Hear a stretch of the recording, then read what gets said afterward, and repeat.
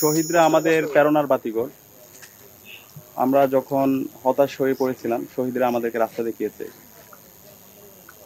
আমরা আজকে এসেছি শহীদদের কবর জিয়ারত করার জন্য।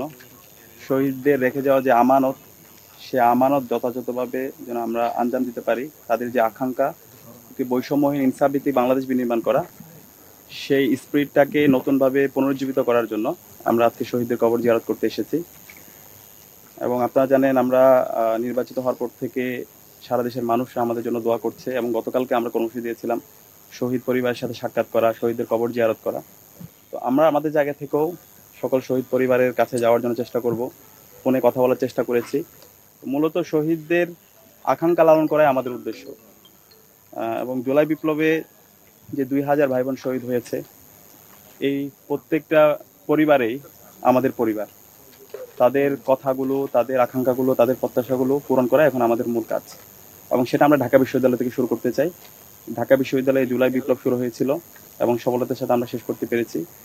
এবং এই ঢাকা বিশ্ববিদ্যালয়ে আমরা শহীদদের আকাঙ্ক্ষা, একটি বৈষম্যহীন ইনসাফ ভিত্তিক বাংলাদেশ বিনির্মাণের চমৎকার একটা নমুনা আমরা হাজির করতে চাই এবং এটা সারা দেশে ছড়িয়ে দিতে চাই।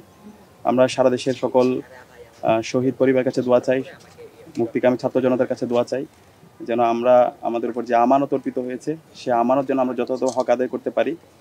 আমরা এই আমানত, এটা আল্লাহর কাছে আমাদেরকে জবাবদিহি করতে হবে। এবং এর পাশাপাশি সকল শিক্ষার্থীরা আমাদেরকে যে কোনো বিষয়ে, যে কোনো সময় তারা আমাদেরকে প্রশ্ন করতে পারবে। আমাদের কাজ হচ্ছে কাজ করা, আর শিক্ষার্থীদের কাজ হচ্ছে আমাদেরকে প্রশ্ন করা।